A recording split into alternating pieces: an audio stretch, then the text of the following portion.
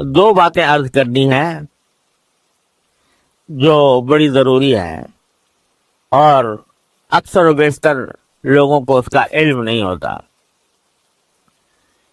زکوٰۃ کس پر فرض ہے، کس پر نہیں ہے، یہ مسئلہ معلوم نہیں ہوتا۔ بہت سے لوگوں پر زکوٰۃ فرض ہوتی ہے تو وہ سمجھتے رہتے ہیں ہمارے پاس، ہم پر زکوٰۃ ہی نہیں ہے، حالانکہ ہوتی ہے۔ زکوٰۃ فرض ہے ہر اس شخص کے ذمہ جس کے پاس 52.5 تولہ چاندی یا اس کی قیمت کا روپیہ یا اس کی قیمت کا سامان تجارت یا سونا زیور موجود ہو، اس کے ذمہ زکوٰۃ فرض ہے۔ آج کے 52.5 تولے چاندی کی قیمت تقریباً 20-22 ہزار روپے بنتی ہے۔ اگر کسی کے پاس 22 ہزار روپے ہیں، 22 ہزار پڑے ہوئے ہیں اب اس کے پاس، اپنے روزمرہ کے کھانے پینے کے اخراجات کے علاوہ نقد پڑے ہو تو، اتنی قیمت کا زیور ہو تو، اتنی قیمت کا سامان تجارت ہو تو، اس کے ذمہ زکوٰۃ فرض ہے کہ وہ اپنے جو کچھ بھی اس کا نقد روپیہ ہے، زیور ہے یا سامان تجارت ہے، اس کا 2.5% 40واں حصہ زکوٰۃ فرض ہے اس کے لیے۔ ایک تو یہ بات سمجھ لینی چاہیے۔ دوسری بات یہ سمجھنے کی ہے کہ زکوٰۃ جو فرض ہوتی ہے اس پر یہ تو اکثر مسلمانوں کو یہ بات معلوم ہوتی ہے کہ سال گزرنے پر زکوٰۃ فرض ہوتی، لیکن اس کا مطلب لوگ نہیں سمجھتے ہیں۔ اس کو مطلب سمجھنے کی ضرورت ہے۔ زکوٰۃ فرض ہوتی ہے اس تاریخ کو جس تاریخ میں آپ کو صاحب نصاب بنے ہوئے سال پورا ہوا۔ صاحب نصاب کا مطلب بھی سمجھ لیجیے، یہ جو میں نے ابھی بتایا 52 تولہ چاندی جس کی قیمت آج کل 22 ہزار کے قریب بنتی ہے، فرض کرو 22 ہزار پورے ہیں، وہ تو تحقیق کر لو، آگے پیچھے ہو سکتا ہے۔ 22 ہزار روپے پہلی بار جس دن آپ کی ملکیت میں آئے وہ آپ کی زکوٰۃ کی تاریخ ہو گئی۔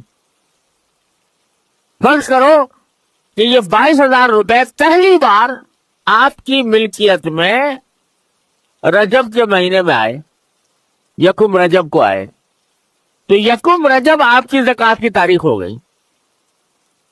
اب اگلے سال جب یکم رجب آئے گا تو آپ پر زکوٰۃ واجب ہو، لیکن کس طرح ہوگی؟ اس طرح ہوگی کہ جب اگلے سال یکم رجب آئے گا تو اس وقت میں جتنے بھی پیسے ہوں گے آپ کے پاس، چاہے وہ 22 ہزار سے 25 ہزار ہو گئے ہوں، 30 ہزار ہو گئے ہوں، 40 ہزار ہو گئے ہوں، بڑھ گئے ہوں، تو ان سب پر زکوٰۃ آپ کو اگلے سال یکم رجب میں دینی ہوگی۔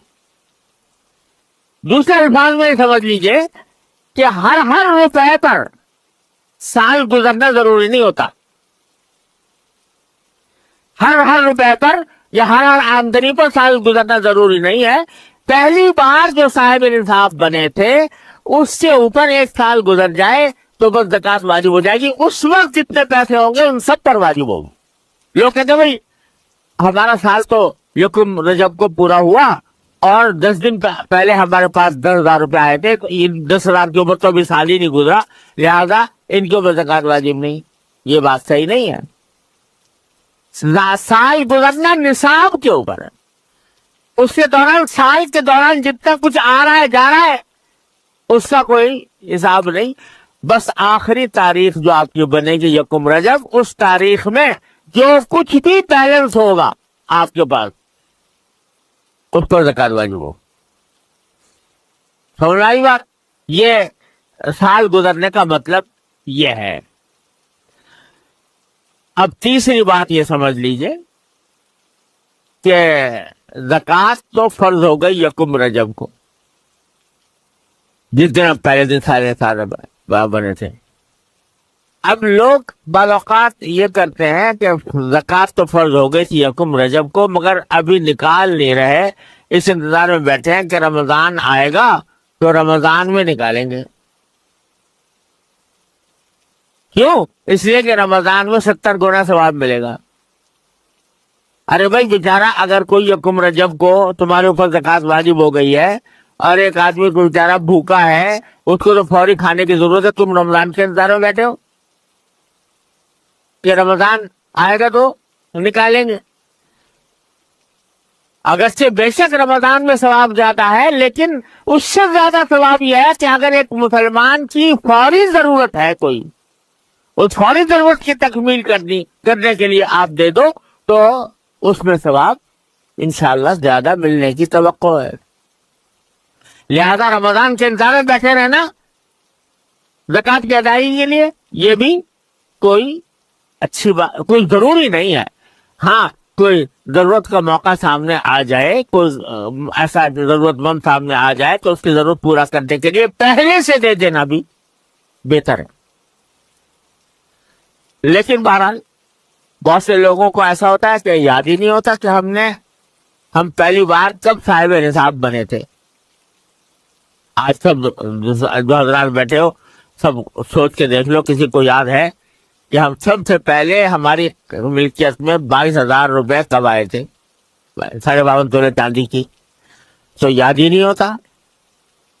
جب یاد نہیں ہوتا تو اس کا اصل طریقہ تو یہ ہے کہ بھائی اندازہ لگا کے سوچ کر جو دن بیٹھتا ہو وہی مقرر کر لو۔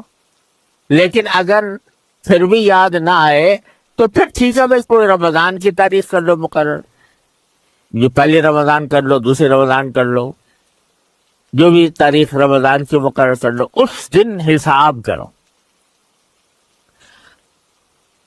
تاریخ مقرر کرنے کے معنی یہ ہے کہ اس دن اپنی جتنی ملکیتیں ہیں جو قابل زکوٰۃ ہیں ان کا حساب کر کے یہ طے کر لو کہ ہمارے ذمہ کتنی زکوٰۃ واجب ہوئی۔ جیسے تاجر لوگ کلوزنگ کرتے ہیں نا، تاجر لوگ جو ہیں وہ کسی وقت اپنے سارے اس سامان، اپنے تجارت کی دکان کی کلوزنگ کرتے ہیں، کا مطلب یہ کہ اس دن حساب کتاب کرتے ہیں کتنا ہمارے پاس اسٹاک ہے، کتنا ہمارے پاس بیلنس ہے، کتنا ہمیں نفع ہوا، کتنا نقصان ہوا، وغیرہ وغیرہ۔ تو ایک وہ تاریخ جو زکوٰۃ کی آپ مقرر کرو گے، اس تاریخ کو اپنے کلوزنگ کی تاریخ بنا لو، یعنی اس دن کا پورا حساب کرو کہ ہمارے پاس زکوٰۃ جو ہے وہ 3 قسم کی چیزوں پر واجب ہوتی ہے۔ ایک تو نقد روپیہ، کیش، چاہے وہ اپنے ہاتھ میں ہو چاہے بینک میں رکھا ہو۔ دوسرا سامان تجارت۔ تیسرا زیور،